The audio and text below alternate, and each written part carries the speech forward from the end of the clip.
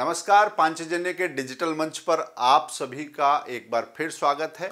आज बात करेंगे विश्व की सबसे बड़ी टकराहट की, खतरे की और आशंकाओं के उस बादल की जो पूरी दुनिया पर घुमड़ रहा है। इजराइल पर हमास के हमले के बाद पूरी दुनिया दो धड़ों में बटी हुई नजर आती है।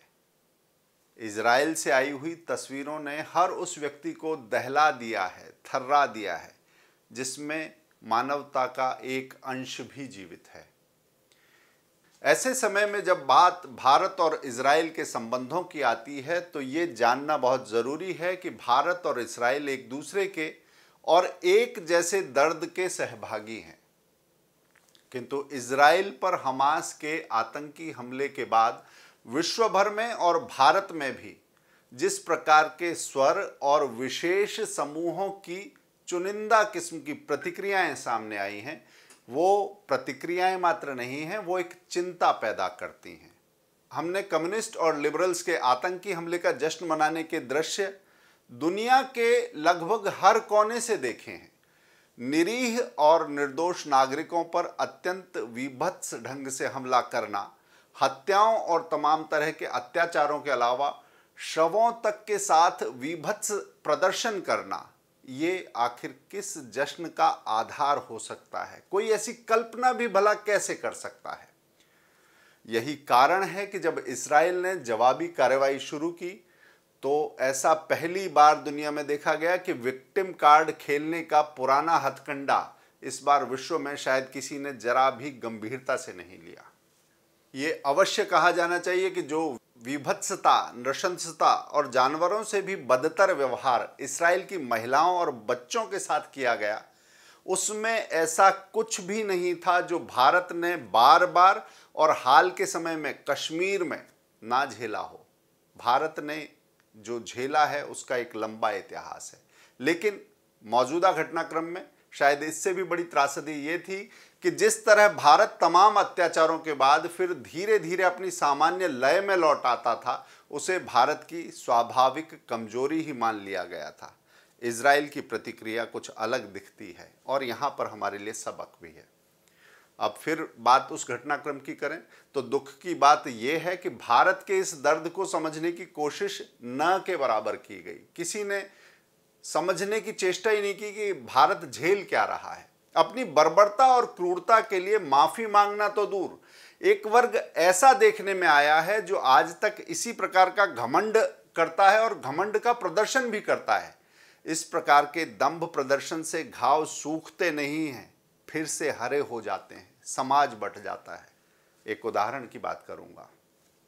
आपको उमेश कोल्हे याद होंगे, जिनकी हत्या उनके ही एक पुराने मित्र ने धोखा देकर की थी और इसके लिए बाकायदा हत्यारों का एक गिरोह इकट्ठा करके की थी।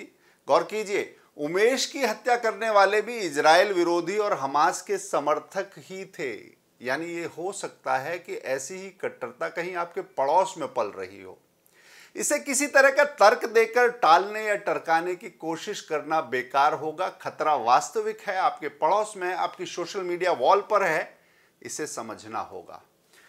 हम सभी ने देखा है कि कम से कम 1500 निर्दोषों की हाल ही में हत्या करने वाले हमास के समर्थन में पाकिस्तानी खिलाड़ी मोहम्मद रिजवान ने श्रीलंका की क्रिकेट टीम पर जीत गाजा को समर्पित करने का ट्वीट किया। ये सब क्या है? और इसी पाकिस्तानी टीम ने भारत के हैदराबाद में फिलिस्तीनियों के लिए ग्राउंड में दुआ पढ़कर एक संदेश देने की भी धृष्टता की। ये कोशिश नहीं है, ये धृष्टता है। ये धृष्टता क्या है? ये संदेश क्या था और ये किसके लिए था? संदेश जो भी हो, अच्छी बात यह है कि अब इस प्रकार के संदेश न केवल सही पते ठिकाने पर पहुंच रहे हैं, बल्कि सही ढंग से सुने और समझे भी जा रहे हैं, डिकोड हो रहे हैं। यही कारण है कि जब हार्वर्ड विश्वविद्यालय के कम्युनिस्ट और लिबरल छात्रों के गैंग ने अपना जश्न समारोह किया तो इसी विश्वविद्यालय के वरिष्ठ छात्रों ने और विश्व की सबसे बड़ी कंपनियों के जो नेतृत्वकारी लोग हैं, उन्होंने सीधे विश्वविद्यालय को ये चेतावनी दी कि वह इस प्रकार के प्रदर्शनों में शामिल होने वाले छात्रों को अपने यहाँ नौकरी नहीं देंगे। यानी लेफ्ट लिबरल छात्रों को जो अपनी राजनीति का कच्चा चारा बनाते हैं। अगर इस फंदे में छात्र फंसते हैं तो उनके करियर का कोई पूछने वाला कल को नहीं होगा। यानी किसी की हत्या पर उत्सव मनाना, किसी तरह की अभिव्यक्ति की स्वतंत्रता अगर कोई मानता है तो नौकरी पर रखना ऐसे व्यक्ति को या ना रखना, ये कंपनी का सीधा सीधा विशेषाधिकार है। इसका अर्थ यही हुआ कि जो संदेश वो देना चाह रहे थे वो सही स्थान तक पहुंच गया है। वो फिलिस्तीन की बजाय उन कॉरपोरेट समूहों तक पहुंच गया है जहां से पैसा चूसा जाता है और बदले में रक्त रंजित राजनीति को पोसा जाता है। अब देखना ये है कि इसके जवाब में दिया गया संकेत और संदेश वो सही स्थान तक पहुंच पाता है या नहीं। जी हाँ, ये जरूरी भी है और महत्वपूर्ण भी। आखिर हम इस बात की अनदेखी नहीं कर सकते कि विक्टिम कार्ड के तमाम हाहाकार के साथ ये घोषणाएं भी बार बार की जा रही हैं कि दुनिया में हर व्यक्ति को एक विशेष मजहब को मानना होगा, अन्यथा मरना होगा। यानी उनकी बात नहीं मानेंगे तो आपका कत्ल होना तय है। हमास ने तो वैश्विक स्तर पर जिहाद की भी धमकी दी है और कहा है कि ये हाल पूरी दुनिया देखेगी। और ऐसी धमकियां देने वाले सिर्फ घोषित आतंकवादी नहीं हैं, बल्कि इनमें वे लोग भी शामिल हैं जो पूरी तरह आतंकियों के विचारों द्वारा ब्रेन वॉश हो चुके हैं। यानी कि उन्हें आतंकियों की बात में, उनके कारनामों में कोई खराबी या गलती नजर नहीं आती। आखिर सोशल मीडिया और इंटरनेट के इस युग में सत्य और तथ्य को ना ही छिपाया जा सकता है और ना ही बहानेबाजी करके उसे असीमित काल तक दबाया जा सकता है। सत्य उजागर हो ही जाता है। आवश्यकता षड्यंत्रों और तथ्यों के प्रति जागरूक रहने की है। हर समाज के हर व्यक्ति को पूरी तरह सतर्क और सचेत रहना होगा। जिस प्रकार एक खराब मछली, एक सड़ी हुई मछली पूरे तालाब को गंदा कर सकती है, उसी तरह कई बार गेहूं के साथ घुन भी पिस जाता है। दोनों ही स्थितियां पूरी तरह ठीक नहीं हैं, टाली जा सकती हैं, गड़बड़ी हो सकती है। इसलिए आवश्यकता है कि परिस्थिति का आकलन करें।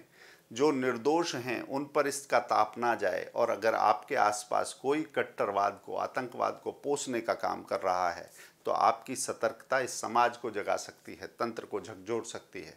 आइए उन सब गड़बड़ियों का संज्ञान लें। आज सिर्फ इतना ही, जल्दी ही फिर मिलेंगे।